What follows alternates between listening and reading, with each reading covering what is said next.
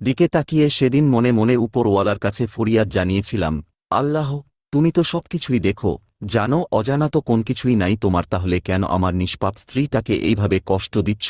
এরপর কেটে গিয়েছে কয়েকটা মাস, আমার স্ত্রী আর তারপর থেকে কোনো বাচ্চাকে কখনো কোলে নেওয়ার মতো দুঃসাহস দেখায়নি। আমাদের পাশের বাসায় নতুন এক মহিলা ভাড়া উঠেছে, সাথে একটা বাচ্চাও আছে, মেয়ে, মাশাআল্লাহ অনেক কিউট একটা বাচ্চা। মাঝে মাঝে সেই মহিলা তার মেয়েকে নিয়ে আমাদের বাসায় আসে, আমার স্ত্রীর সাথে তার বেশ সখ্যতা গড়ে উঠেছে। মেয়েটার নাম রুহাইবা। প্রথম প্রথম নিতু রুহাইবাকে কোলে না নিতে চাইলেও রুহাইবার কোমলমতি আচরণ আর রুহাইবার মায়ের জোরাজোরিতে কোলে নিতে বাধ্য হয়েছে। যেখানে বন্ধা মেয়েদেরকে সমাজের কিছু মানুষ অভিশাপ মনে করে, সেখানে এই নারী পুরোটাই ভিন্ন, তার অভিমত হল বাচ্চা দেওয়া না দেওয়া সম্পূর্ণ উপরওয়ালার হাতে। আর কোনো নারী স্বেচ্ছায় তো আর বন্ধা হয় না, আর বন্ধা নারীও আমারই মতোই একজন নারী। আমিও মাঝে মাঝে রুহাইবাকে কোলে নিই, বেশ শান্ত আর মিষ্টি একটা বাচ্চা। অফিস থেকে ফেরার সময় মাঝে মাঝে চকলেটও নিয়ে যায়, মেয়েটা বড্ড পছন্দ করে। একদিন অফিসে বসে আছি, এমন সময় নিতুর ফোন এলো। ফোনটা রিসিভ করতেই নিতু হাউমাউ করে কাঁদতে কাঁদতে বলল, রিহান, রুহাইবা মামনি অ্যাক্সিডেন্ট করেছে, ওর জরুরি 2 ব্যাগ রক্ত লাগবে, ও নেগেটিভও। আমি 1 ব্যাগ ইতিমধ্যে দিয়ে দিয়েছি,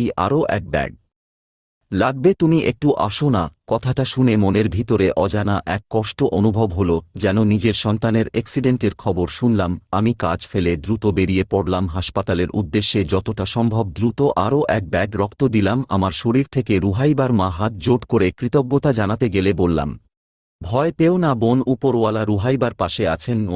রুহাইবাকে পেয়ে আমরা আমাদের সন্তান না থাকার কষ্টটা ভুলে গিয়েছি। সেই তুলনায় সামান্য 1 ব্যাগ রক্ত কিছুই না লাগলে শরীরের সমস্ত রক্ত দিয়ে দিব।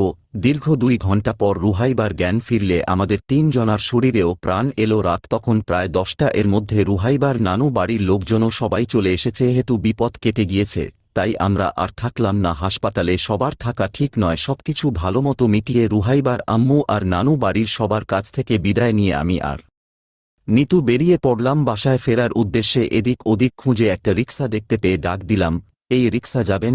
অন্ধকার থেকে রিক্সাটা ধীরগতিতে আমাদের দিকে এগিয়ে আসলো। রিক্সা চালক একজন বৃদ্ধ। খানিকটা অবাক হলাম দুজনেই। নিতু তো রিক্সাওয়ালার সামনেই বলে ফেলল, এত বয়স্ক একটা মানুষ আমাদের দুজনকে টানতে ওনার বড্ড কষ্ট হবে, তার চাইতে বরং চলো আরেকটু সামনে গিয়ে দেখি। রিক্সা চালক ঋণঋণে কণ্ঠে বলল, মা, আমি বৃদ্ধ হইলেও তোমাগো টানতে পারুম, অভ্যাস আছে আমার, তোমরা তারপরও অন্য রিক্সাতে যাইও না। বৃদ্ধ দেখা সারাদিন তেমন ভাড়া পাই না, বাড়িতে তোমাগো চাচি অপেক্ষা করতাছে, এই ভাড়াটা মারলে ভাড়ার টাকা দিয়া কিছু কিনা নিয়ে যামুক। কথাটা শুনে খুব খারাপ লাগলো। হাসপাতাল থেকে বাসায় যাওয়ার পথ ভাড়া 50 টাকার মতো হলে আমি মানিব্যাগ থেকে 100 টাকার একটা নোট বার করে রিক্সাওয়ালা চাচার হাতে গুঁজে দিতে গেলে তিনি নাকচ করে দিলেন, বললেন, ভিক্ষা কইরা পেট ভরালে তো রাস্তায় বইসা থাকতাম, এই শরীর নিয়া রিক্সা চালাইতাম না। তোমরা আমার রিক্সাতে উঠো বাজান, মুরব্বির